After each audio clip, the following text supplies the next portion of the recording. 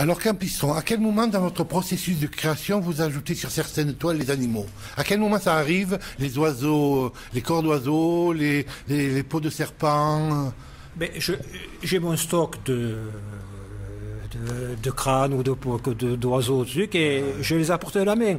Donc je me jette sur une toile, je ne sais pas ce que je vais faire, je commence à dessiner, et c'est tout par hasard. Après, comme disaient les écrivains, des fois leur personnage leur échappe. Moi, c'est pareil. Le tableau se fait lui-même et c'est pas prémédité.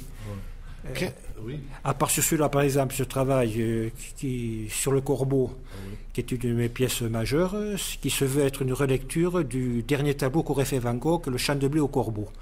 Avec tous les corbeaux qui volent. Voilà. Alors moi, moi, je voulais traduire, je voulais faire une relecture de ce tableau. Et dans le tableau de Van Gogh, les oiseaux sont dans le ciel. Et moi, le graphisme de ces oiseaux, de ce corbeau, c'est des V. Oui, c'est des V. Alors à la place, dans le tableau, à la place des oiseaux, j'ai mis un V. Et je me suis imaginé Van Gogh, le corbeau à la place de Van Gogh. Mon discours étant, tous les deux étaient rejetés par la société, Van Gogh et les corbeaux, malfamés, j'ai interverti les rôles et ils se retrouvent. C'est le sujet du tableau. Voilà. Il était fatal que je mette. Il me fallait un corbeau pour illustrer parce que c'est un tableau que j'aime beaucoup. Je m'étais toujours promis de le relire et donc j'avais un corbeau. Je me suis d'abord cherché le corbeau parce que j'avais mon idée. Et là, c'est un peu plus prémédité que les autres tableaux. Voilà. Quel est votre rapport, vous parlez de Van Gogh, quel est votre rapport avec l'histoire de la peinture en général?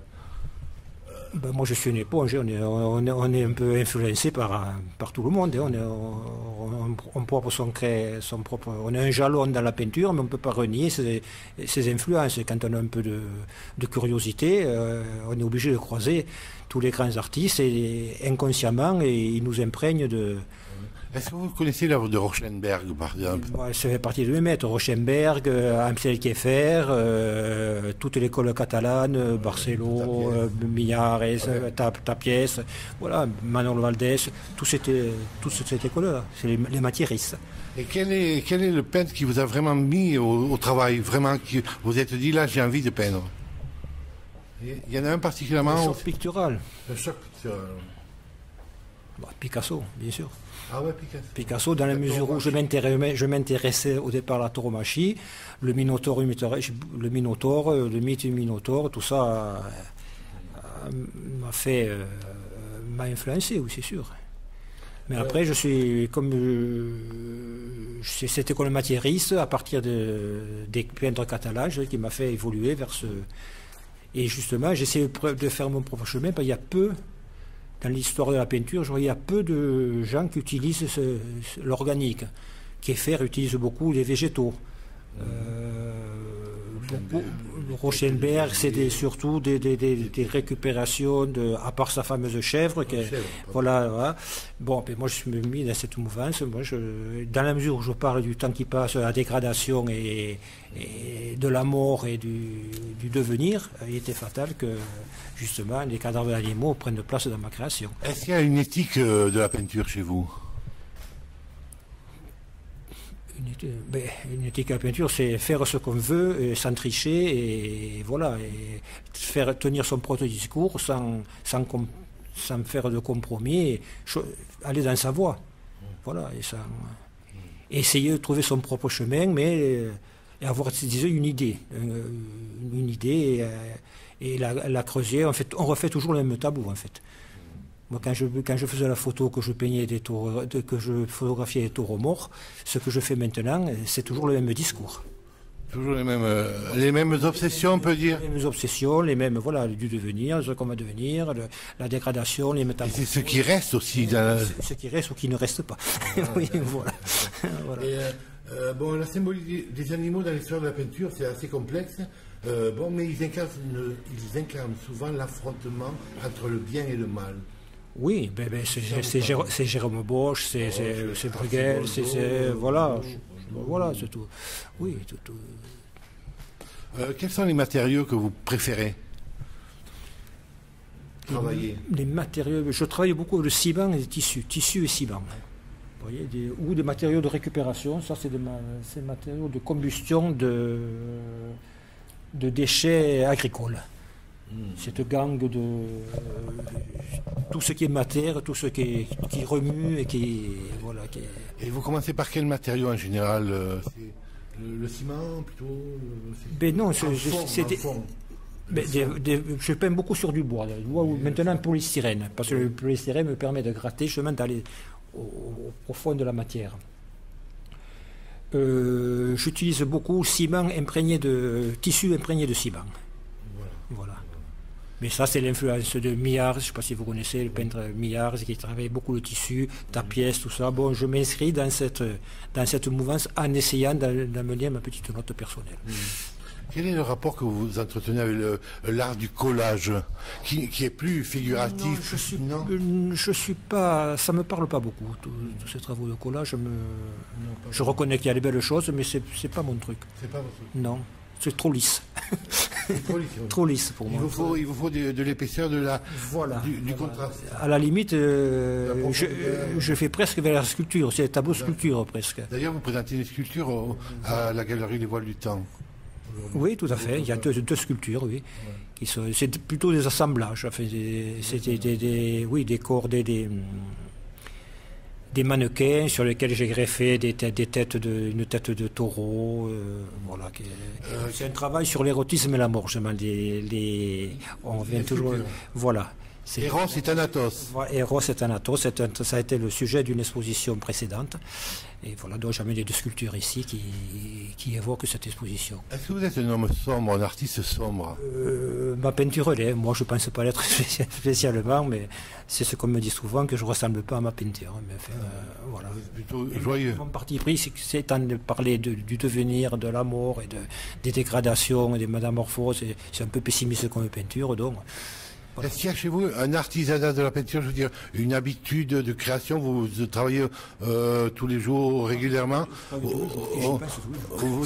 Oui, voilà ça. Et comment ça vient, en fait, un tableau? Comment ça vous vient? Ben, si je le savais... Dans la pratique même? Je sais pas. Mouvement de la pratique? Je sais pas. C'est la pratique. Déjà avoir les mains dans le cambouis, comme on dit. C'est une nécessité. C'est devenu une nécessité.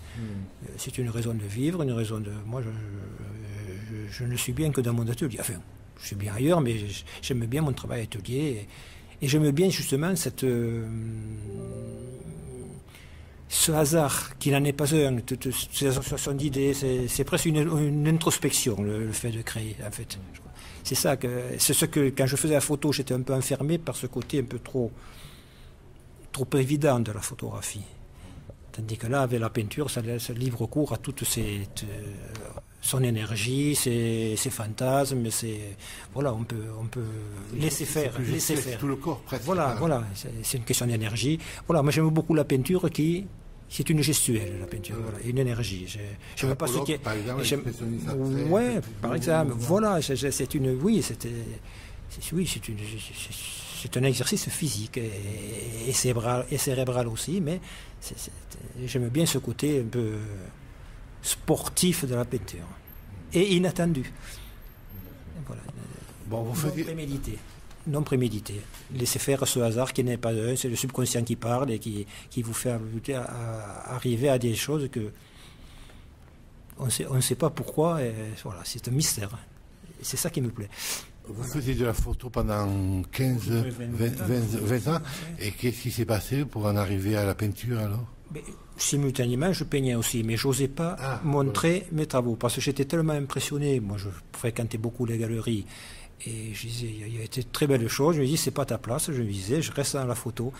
Mais j'ai vu aussi pas mal de mauvaises choses qui m'ont incité à me lancer. J'étais aussi secondé ou poussé par notamment quelques collectionneurs qui m'ont dit qu'il fallait que je persévère, et bon, et je ne regrette pas. Voilà, Quel est le retour du public devant vos œuvres, qui sont quand même... C'est un peu sombre et c'est très discuté. Il y a des gens qui sont repoussés par ce genre, et d'autres qui reconnaissent une certaine force. Voilà. Je ne prétends pas faire du joli. J'essaie de faire des tableaux d'une certaine force, si vous voulez. C'est comme le livre. On a écrit un livre un jour. Enfin, il y a un livre qui est sorti qui vient d'être traduit en français, dont je me souviens pas l'auteur, qui s'appelle L'esthétique du lait. Est-ce que vous êtes proche de ça? Tout à fait. Mais c'est Ça serait quoi une esthétique du lait? C'est Baudelaire. Ouais. Voilà. J'essaie d'appliquer. C'est un peu prétentieux de dire ça, mais dans l'esprit, si vous voulez, la poésie de Baudelaire colle bien avec pas le résultat de mon travail, ce serait prétentieux, mais comment dire, mes motivations artistiques, si vous voulez. A priori. De faire comme disait Baudelaire, à partir de la boue, faire de l'or. Enfin, voilà, c'est un peu ça. Partir de matériaux ou des choses qui paraissent au départ sont très ordinaires, très basiques, et essayer de rendre ça une esthétique. Mais qui n'est pas une joliesse, une esthétique. C'est l'art espagnol. Hein. Ça aura, tout ça, on ne peut pas dire que ce soit beau, mais c'est fort. Et ça vient d'où, vous croyez? Enfin, chez les Espagnols, ça vient d'où, vous croyez? Mais les Espagnols, c'est des réalistes. Ouais. Et moi, voilà, il ne faut pas se cacher. Les gens, ils veulent surtout, dans les expositions, on le voit, il y a beaucoup de personnes qui disent « Oh, c'est moche, c'est trop fort, c'est dérangeant. » Oui, mais l'art, ça doit être ça. Si c'est pour faire du joli, moi, ça ne m'intéresse pas de faire du... je voudrais faire du beau, mais pas forcément du joli. Dans la composition, à quel moment un tableau est terminé chez vous? Ah, grave vaste question. Oui, arrêter un tableau et le... À quel moment vous arrêtez un tableau? Qu'est-ce qui peut se passer? Vous avez plus de matériaux, Non, justement, on gâche beaucoup de tableaux en voulant rajouter. Le détail qui tue, c'est pas une vue de l'esprit, il y a beaucoup de tableaux, on peut rater très, très facilement un tableau en voulant trop dire ou trop faire. Ça se sent. Mais on n'est jamais satisfait, c'est vrai aussi. Donc, pour paraphraser, il y a Chamba justement qui disait qu'un tableau il est fini quand il est vendu. C'est une boutade, mais c'est tout à fait... Vous avez beaucoup de tableaux chez vous, à votre... De vous-même Vous êtes entouré de vos tableaux, vous entourez de vos tableaux chez vous? Ils sont à l'atelier. Pas dans la maison, non, pas dans le lieu d'habitation? Non, j'ai des tableaux d'autres peintres, mais non, je dois avoir un petit tableau de moi, donc je reste à l'atelier. Mais j'ai un atelier qui est assez vaste, donc il me permet d'exposer mes propres tableaux dans mon atelier. Voilà. Comment vous les imaginez chez les autres, vos tableaux? Alors justement, quand je vends un tableau, j'aime bien que les gens m'envoient les photos de l'endroit où les expose. J'aime bien savoir où vont mes enfants, si vous voulez. Donc les gens m'envoient des photos du tableau in situ. C'est bien. Mais j'ai une production qui est assez faible. Je mets quand même 2-3 mois pour faire un tableau. Donc je ne produis pas énormément. Voilà. Ça me prend beaucoup de temps et voilà, donc on ne peut pas dire que j'ai une collection énorme de mes tableaux. Je fais un stock énorme. À combien de temps vous faites un tableau en général? 2 mois, 3 mois. Il vous faut 2 mois, 3 mois pour un tableau? Oui. Il y a beaucoup de travail de finition, de vernis, non, et puis non, il faut 2 mois, 3 mois. Et puis ça cogite, on y revient. Par contre, je fais qu'un tableau en même temps. Je suis incapable de mettre plusieurs tableaux à la fois. Parce que je m'imprègne à l'esprit, il faut que je me jette dans un tableau et voilà. Et une fois qu'un juge qui est terminé, on passe à un autre. C'est toujours des formes carrées quand même, enfin c'est pas... Oui, enfin, c'est des grands formats, oui. Des grands formats. Oui. Massif, c'est très massif, c'est très lourd. Oui, parce que je suis plus facile, je suis plus à l'aise dans les grands formats que dans les petits. Ouais. Parce qu'il y a plus de gestuel. Voilà. C'est un travail physique que je m'exprime mieux. Que vous aimez bien. Voilà. Oh, oui. Et au niveau littéraire, vous parliez de Baudelaire, au niveau littéraire, au niveau poésie, vous vous nourrissez de quels ouvrages, de quels auteurs? Bon, Baudelaire, bien sûr.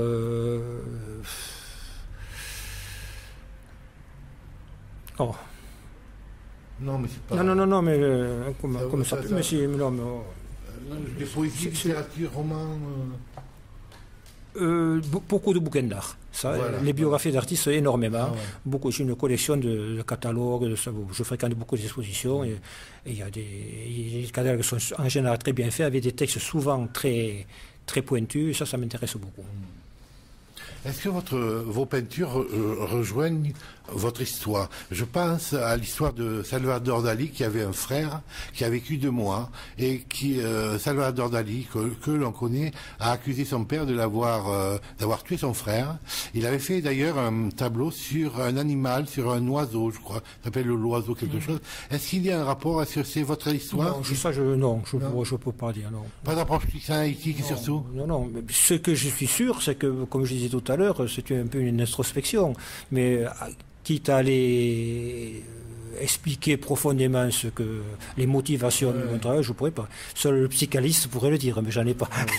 Ça coûte moins cher de faire la peinture et c'est plus marrant que de faire une psychanalyse. Non, c'est une introspection, c'est ça qui m'intéresse. Parce que je suis surpris moi-même par ce qui sort, ces sculptures un peu érotico-morbides que j'ai fait. Ça me surprend moi-même, le résultat me surprend moi-même. Je me dis, où t'as trouvé ça? C'est comme ça. Non, voilà, c'est une... Est-ce qu'il y a un désir de perdurer dans le temps quand on est peintre? Faut rester. Non, mais je veux dire, pour les tableaux en eux-mêmes, l'objet... Ah, ben oui, quand on crée, moi je pense... C'est l'idée qui nous traverse l'esprit souvent. Je veux dire que le tableau reste l'objet. Ah, ben oui, oui. Ça vous rassure, ça? Bah, on s'implique. Il faut rester modeste, mais on est content quand des gens apprécient, achètent un tableau et le conservent chez eux. Et ouais, c'est un peu de part de nous-mêmes que nous laissons à l'amateur, et c'est bien. Vous avez votre atelier dans le Gers. Oui. Vous exposez en ville en général, enfin J'expose peu dans le Gers. Oui. Là, je vais en Espagne au mois d'avril, à Calatayud. J'ai une exposition, j'expose à Barcelone, j'exposais pas mal en Provence. Un public Non, le public en tant que tel, il n'existe pas. Chaque individu est une histoire, et c'est ce que j'aime bien dans les expositions, rencontrer des gens, et chacun a sa propre interprète le tableau à son image aussi. Chacun se fait sa propre interprétation du tableau. C'est ça qui est bien aussi, parce que nous, on a voulu dire quelque chose, on a fait quelque chose, et les gens vous surprennent toujours en donnant leurs propres interprétations, mais c'est très enrichissant. Et c'est pour ça que le public, oui, non, moi je sais pas, chaque personne, on fait ça aussi pour approcher les gens, et c'est un échange. C'est ça qui m'intéresse. Il vous est facile de donner des titres à vos tableaux? Non, ça m'est pas. Non. J'hésite. Quand on me demande de mettre des titres, je suis toujours très hésitant. Ouais. Parce que c'est déjà influencer le spectateur. Moi, je préfère que chacun fasse sa propre lecture. Bon, il y a des tableaux comme celui-là, il y a quelques clés à donner. L'histoire du tableau de Van Gogh, c'est comme la chute d'Icare. Là, bon, il faut donner quelques clés, mais enfin, le moins possible. Que les gens aient la liberté d'entrer dans le tableau et à leur guise. Voilà. Bon, mais Campistron, je vous remercie. Et je vous souhaite une bonne continuation. Voilà.